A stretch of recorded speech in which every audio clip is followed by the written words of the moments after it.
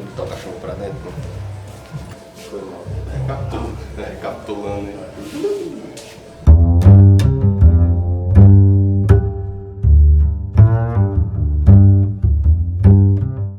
Pode acender já o cigarro se quiser ou não?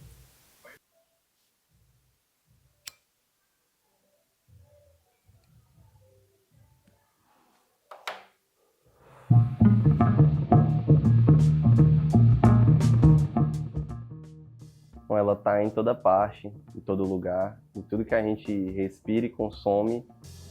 É arte, querendo ou não. Ela tá em toda parte, seja na cor, seja na forma, seja no design, seja na ergonomia. Em qualquer forma, a arte sempre vai acabar impactando na vida. Eu acho que ela pode ser usada hoje em dia como o principal combustível, certo? Da gente continuar nisso aqui. A pandemia, por exemplo, foi um grande teste, no caso, né? Foi quando a gente realmente viu que se fazia necessário, já que ajudou tanto em momentos que você tinha que ficar confinado, né? Tinha que ficar no seu espacinho e tudo.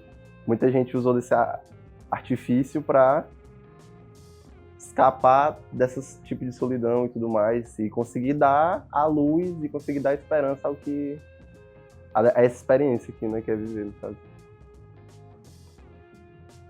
Com certeza. Então é essencial que ela é primitiva, né? Nasceu com a gente. O Ferreira Goulart já dizia, né, que o ser humano teve que se inventar para conseguir sobreviver, né?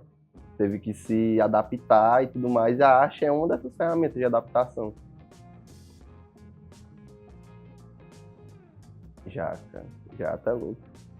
Muitas vezes, assim, principalmente quando era mais novo, né, que sentia tudo. Acho que isso é a maldição, entre aspas, né, da pessoa que cria. Você sente muito, sente demais muita coisa.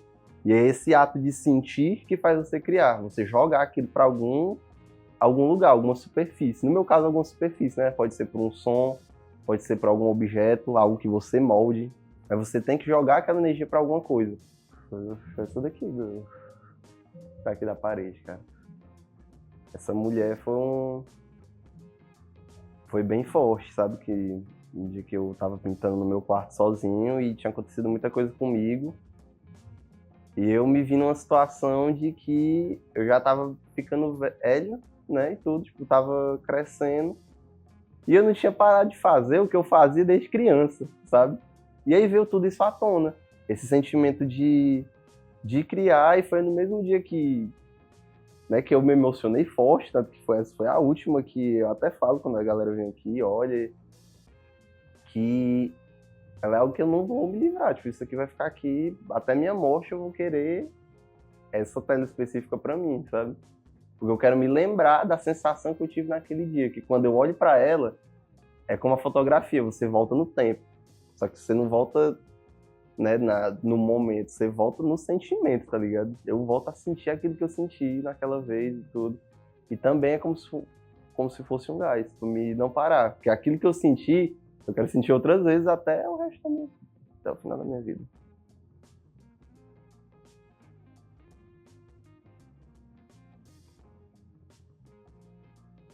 As minhas maiores referências, elas são já, né, já faleceram, infelizmente, né? Algumas delas, né, no caso. De referências que eu levo como estudo, né, de mestres para a vida. João Miró, eu acho muito louco. Portinari, Cândido Portinari, cara, é absurdo, absurdo, absurdo. Eu tive a oportunidade de ver os originais na Caixa Cultural e é outro mundo, assim, outra parada. Você vê o trabalho de um grande pintor é uma coisa que, assim, é uma experiência para todo mundo. Sabe? Tipo, você ir realmente ver algo que é importante, sabe? Tipo, tá tantos anos lá e é considerado patrimônio porque é importante, sabe? E as sensações você também sente dos outros, né, no caso, quando você vê, sabe? Você vê outro trabalho de outro artista da pessoa, ele também sentiu as mesmas sensações que eu tinha falado, sabe? Só que do jeito dele, sabe? Mesmo que você pinte uma paisagem, alguma coisa, é algo que só você viu naquela época, só você sentiu. Então é como se fosse a pintura, no caso, não só um registro, né, manual, mas também um registro do sentir, né? No caso. Qual a cultura, assim, que é outro tipo de arte? Fotografia, eu acho muito da hora, sabe? Inclusive, você tinha falado de referências, né? Tem referências locais também. Tem uma artista de Fortaleza que eu acompanho muito o trabalho dela, a Camila Sombra, né? Abraço. Ela é muito massa, sabe? O trabalho dela é absurdo, absurdo mesmo. Transparece também o mesmo sentimento, a mesma expressão que esses outros os mestres passaram, sabe? Tipo, eu consigo sentir isso no trabalho dela. Entre outros artistas também que estão na cena contemporânea, né? Espero um dia estar lá no mesmo espaço que eles. Estamos trabalhando para isso. Sempre consumi muito jazz, cara. Sempre escutei muito jazz, muito jazz mesmo. Sabe, John Coltrane, Chet Baker. Trompete, em geral, instrumento de sopro sempre me encantou muito, me fascinou muito mesmo, sabe? Essa parada da música também influenciar no seu trabalho é muito impactante, é muito real isso, sabe? Porque, por exemplo, eu sempre quando eu tô fazendo algo, eu tô escutando música. Então, sempre eu tô consumindo algo. Sempre eu tô consumindo arte, não importa a ocasião. Eu sempre tô com fone no ouvido, ou com um caderninho na mão, ou tô vendo foto de alguém, ou tô tirando foto de algo, sabe? É algo que chega a ser chato, porque às vezes é inconsciente, tá ligado? Tipo, tá andando na rua e vê algo, poxa, é inconsciente isso. É primitivo.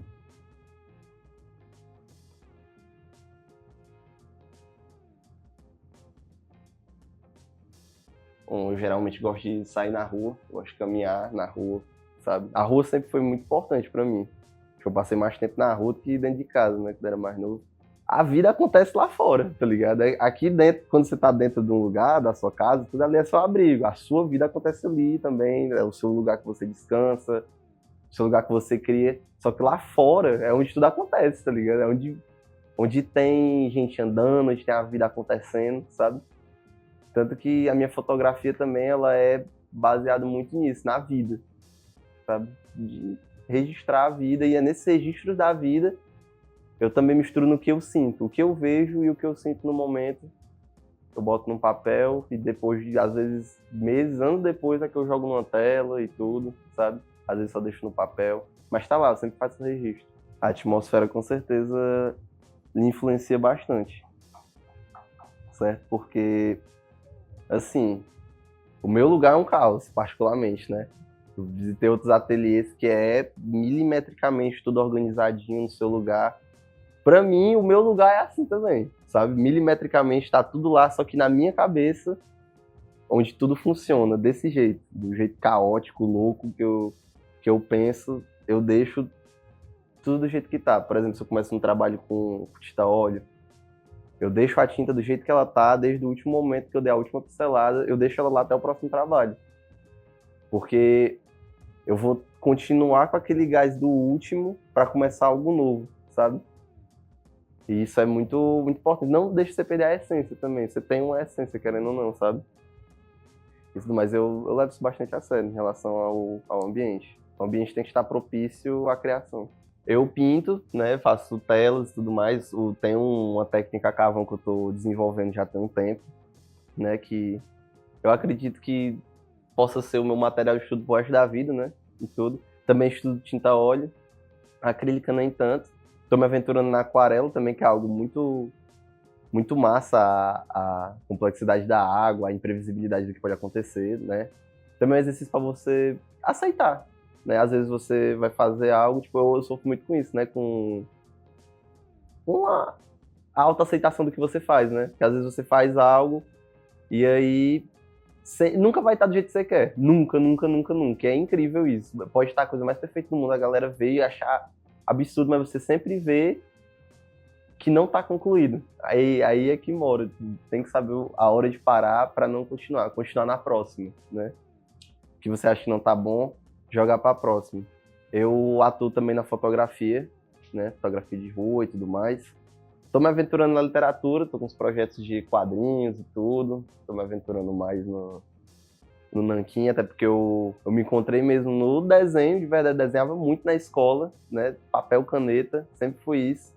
a gente tem que buscar a força no que a gente gosta, né? Tipo, obviamente, no que dá prazer pra gente. Como foi algo que eu nunca parei de fazer desde o começo da minha vida, isso sempre, né? Sempre teve presente. Tentei entrar pra escultura, tô tentando, né? Uma parada legal, tipo, você tocar nas coisas, mas sempre tudo que tem a ver com manualidade, eu tô com um pontinho aqui e ali, sabe? Acho que é o importante, você nunca deve se prender a uma coisa só, né? Você tem que explorar até você se encontrar mesmo, né? E tudo. Tipo, eu tenho certeza que eu já me encontrei, mas também não significa que eu não devo tentar o resto. Botar o meu jeitinho de fazer arte nesses outros tipos de arte.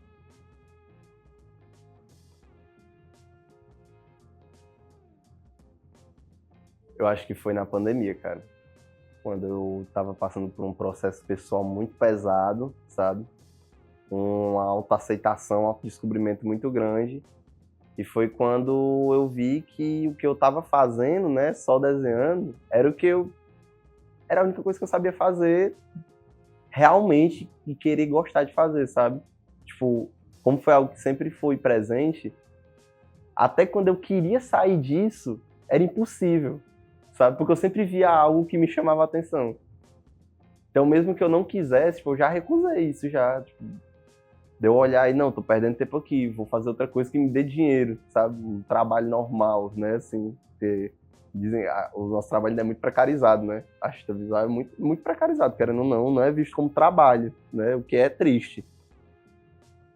Mas no trabalho convencional, cara, foi algo que eu olhava e eu, pô, beleza, tô aqui. Mas sempre quando eu chegava, eu tinha que criar algo, tinha que jogar aquilo, sabe? Então foi algo que era como um hobby que já estava comigo, mas eu vi que eu não vou conseguir me livrar disso.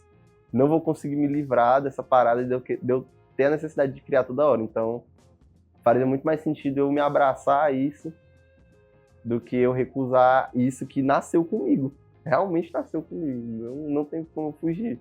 Eu brincava muito, eu falava que isso era maldição, porque eu podia estar no pior dia da minha vida, mas eu estava criando, sabe? Era isso que me ajudava a seguir em frente, entende? Ainda mais na nossa sociedade de agora, que onde tudo é automático, tudo é celular, tudo é dopamina fácil, sabe? É muita coisa acontecendo muito rápido.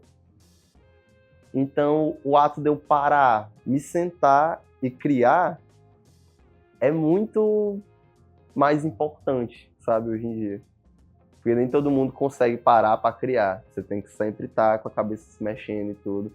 E se faz necessário você parar e fazer algo. Ler um livro, consumir algo, escutar um álbum, pintar alguma coisa. Se faz necessário. Então, nesse ponto, acho que acredito que a nossa profissão também é bem privilegiada em relação a gente não conseguir ficar parado nesse sentido. A cabeça tem que ficar se mexendo, sabe? O nosso trabalho, parceiro, é muito longo, sabe? Até eu criar qualquer coisa aqui, foi um trabalho intelectual, um estudo de muitos anos, sabe? Tipo, desenvolver isso, que ainda está em desenvolvimento, que vai em desenvolvimento até o final da sua vida. Então é como se você pegasse um projeto que você iniciasse, sabe? Plante uma semente e você vai cuidando dela, que ela vai ficar linda quando você cuidar. Mas se você não cuidar e deixar de lado, ela vai morrer, sabe? Não se pode deixar morrer. Desde criança já foi quando eu comecei a lidar mesmo, né, com isso, assim. Eu tive a oportunidade de trabalhar no Valmic, sabe? Uma escola daqui, com alguns dos meus antigos professores, né? Professores esses que viam eu aluno, sabe? Não eu educador, eu aluno. E eu aluno não era o melhor aluno da sala, sabe? Eu não dava trabalho, mas eu também não era produtivo em sala em relação a esse tipo de coisa. Eu tirava nota baixa e tudo, mas eu sempre estava desenhando. Eu estava fazendo o que eu gostava, desde sempre. Eu sempre desenhei muito, muito, muito mesmo. Tanto que até quando eu era mais novo, eu tinha um grupinho de amigos, até hoje a gente é muito, muito brother, né? E a gente tinha entre si todo um universo de história em quadrinhos que a gente fazia como hobby, tá ligado? Eu acho que isso foi um boom muito grande, da gente ficar sempre discutindo sobre isso, sobre esse nosso mundinho que a gente criou lá, e a gente tá sempre desenhando, a gente tá sempre escrevendo, tanto que hoje em dia um desses caras que é meu amigo desde aquela época e tudo mais, o João Vitor, né, que é o Vampiro Eclesial, ele tem livros, ele escreve hoje em dia, eu acho que muito também por influência daquele tempo, porque a gente escrevia bastante, sabe? Então a gente não estava consumindo algo que na escola chamava a nossa atenção, mas a gente estava consumindo arte, literatura, que foram coisas que realmente pesaram no nosso futuro de hoje em dia, sabe?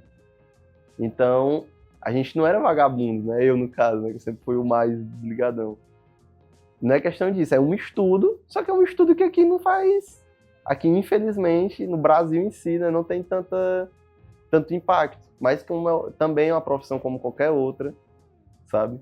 Que dá dinheiro como qualquer outra profissão. Se você trabalhar, obviamente, né, como qualquer outra coisa, você consegue levar a sua vida. Só que é algo que as outras pessoas olham por ter aquela cabeça de você só vai conseguir ter um emprego, se você vai conseguir sustentar tiver algo convencional e tudo mais, né? A galera tem essa visão e, obviamente, as grandes empresas vão implantar essa visão porque faz bem para eles, enquanto a gente fica com um trabalho precarizado, né, e tudo mais. Tanto que eu não sei se eu vou... Talvez eu chegue na velhice e eu não veja algo meu num grande museu, numa grande casa de exposição, numa grande feira. Talvez não tenha. Mas é isso que vai fazer com que eu pare de fazer o que eu já tenha feito a minha vida inteira, né? Eu não posso deixar isso abalar. E comentários sempre vão ter. Só que agora eu quero ver, né? Tipo, é fácil eu ir trabalhar o dia inteiro, mas agora não é fácil você, né, pegar uma encomenda ou algo assim e, ponto, passa o que tu quer passar, passa uma mensagem para as outras pessoas. Porque esse trabalho vai ficar aqui eternamente. Eu vou embora, um tempo. Esse eu aqui pode morrer, amanhã eu posso acordar e posso querer viver a vida convencional, mas agora tudo isso aqui que eu criei é eterno, vai ficar aqui. É um legado, querendo ou não, porque é um tempo da minha vida que eu gastei, é um tempo de estudo, é um tempo de preparo, sabe? E tudo mais. Eu acho que as pessoas deviam valorizar isso aí.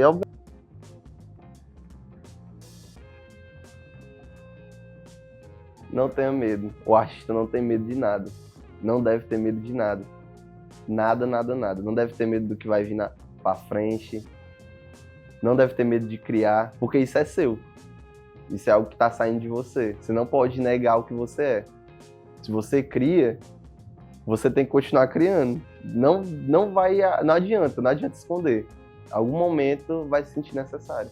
Vai se fazer necessário. Então não adianta correr do que você é. Só aceite, abrace, continue fazendo o seu trabalho, que um dia, né, a sorte chega. A sorte é quando a oportunidade e o preparo se encontram. Algum dia a oportunidade vai chegar e você vai estar preparado. Então, só faz. Não tenha medo de nada. Até porque eu ainda estou nesse processo. Eu sinto medo, né? Mas eu tento me policiar quando eu sinto medo e tudo. E usar isso como combustível, né? O principal. Usar o medo como combustível, a raiva, tudo de ruim que tiver ao seu redor, use como combustível, porque é um ótimo combustível, viu? Usar a palavra também das outras pessoas como combustível. De provar que o que você está fazendo não é ser vagabundo. O que você está fazendo é arte, é a vida. É o legado.